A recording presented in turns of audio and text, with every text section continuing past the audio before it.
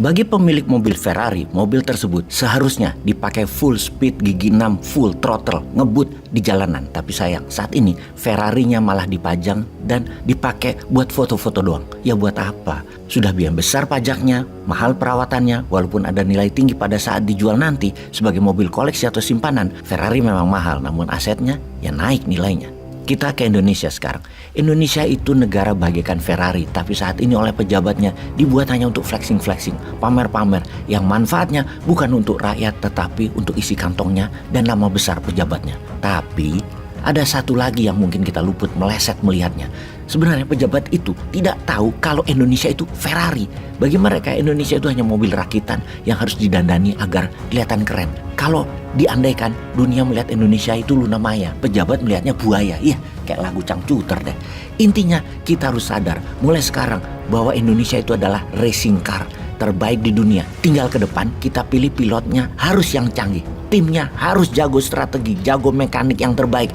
Riset developmentnya, dananya juga tidak terbatas. Idenya semua untuk kesempurnaan dan pilotnya memang berani dan mahir. Sekali lagi kita ingatkan, jangan fokus pada pilotnya saja di tahun 2024. Lihat tim di sekitarnya, siapa calon menterinya misalnya. Dilihat dari dengan siapa dia nongkrong, itu pasti nanti jadi pembantunya, jadi menteri-menterinya. Lalu lihat siapa-siapa yang mendukung para votersnya. Juga lihat siapa sponsornya yang nempel di baju pilot dan di body racing car-nya itu. Yang mendukung itu semua adalah para mekanik, R&D, manajemen racing dan sponsor Indonesia nantinya. Hati-hati, sekali lagi hati-hati. Gak capek kemarin-kemarin dapat apa? Masih mau yang model yang sama atau mau model yang baru? Sekedar mengingatkan lagi, sponsor itu ada dua. Yang satu oligar lokal, yang kedua negara asing yang bermain untuk memanfaatkan sumber daya alam kita. Bener deh, kalau Indonesia hasilnya cuma singkong atau tape doang, gak mungkin ada sponsor negara besar bakal masuk dan kita dimbung-bung, dipuji setinggi langit, dikasih sangu, cuan. Sponsor asing itu gak butuh kebanyakan singkong. Mereka butuh nikel, butuh minyak bumi Indonesia, butuh batu bara dan sumber alam lainnya. Itu sponsor asing.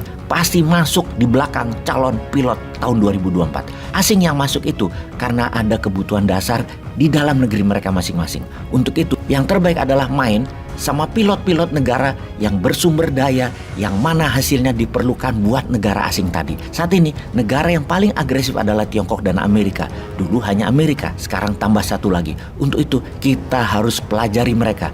Cuman mengingatkan informasi ini, yang mana Newmind tidak pernah tertarik membuat mereka, Amerika dan Tiongkok itu jadi sponsor. Karena Newmind pede, mereka jadi mitra dagang aja, bayar aja. Lebih dari itu, gak minat. Apalagi dapat sponsor buat jadi pilot 2024. Enggak dah. Sejak skandal Evergrande properti senilai 300 billion dolar, skandal keuangan penipuan bank bernilai 100 billion dolar.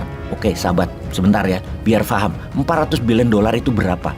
400 billion dolar itu 2 kali APBN Indonesia yang sekitar 2.500 dolar rupiah per tahunnya. Wis kebayang yo, kita lanjut cerita dalam negerinya Tiongkok.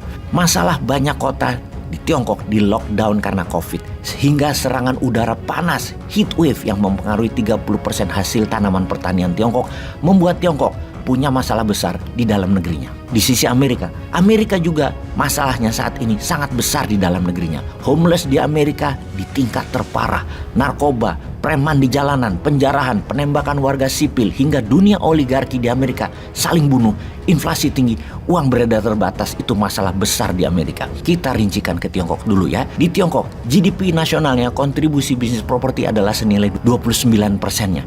Ini sebuah nilai yang terlalu besar, overproduksi. Seharusnya membuat properti harganya murah. Namun anomali, di Tiongkok itu properti Tiongkok harganya 2 kali harga di Amerika. Mahal sekali harganya. Sehingga banyak yang tidak mampu beli karena dibangun propertinya kelas-kelas atas. Pembangunan rumah tinggal overproduction, tidak punya pembeli. Kelebihan sampai 50 juta unit rumah, apartemen dan kondominium. Ini bikin runyam ekonomi yang untuk pertama kalinya produksi Tiongkok turun ke titik terendah. Sektor produksi di Tiongkok menurun kebutuhannya sehingga turun produksinya, terbukti yang berimbas permintaan akan BBM menurun. Negara Tiongkok adalah negara terbesar pengimpor migas di dunia ini. Inilah yang mengakibatkan harga turun kembali ke 70 dolar crude oil tapi bergerak naik lagi. Dan selalu harga tersebut sangat bergantung pada kebutuhan Tiongkok. Walau kita tahu minyak dunia turun, oke, ini yang aneh. Di Indonesia kebijakannya malah menaikkan BBM karena tidak kuat subsidi. Subsidi, bocah. Jadi kesimpulan analisanya adalah kita mengerti mengapa Tiongkok memanaskan mesin perangnya. Di Ladakh di perbatasan utara India, Tiongkok memprovokasi India. Di Selat Taiwan, Tiongkok juga memprovokasi dengan gelaran pasukan militernya di sana. Amerika juga terus memproduksi mesin perang untuk dikirim ke Ukraina dan ke Laut Cina Selatan. Sejarawan melihat kondisi saat ini persis seperti awal Perang Dunia Pertama dan awal Perang Dunia Kedua. Semuanya diawali dengan krisis ekonomi. Krisis ekonomi berkepanjangan ini bisa menjadi trigger untuk Perang Dunia Ketiga. Yang kalau dua negara Tiongkok Amerika sudah tidak bisa menangani masalah dalam negeri masing-masing, jeleger, lakukan great reset aja sekalian, perang. Nah, kalau begini jadinya piye, Jal? Indonesia siap?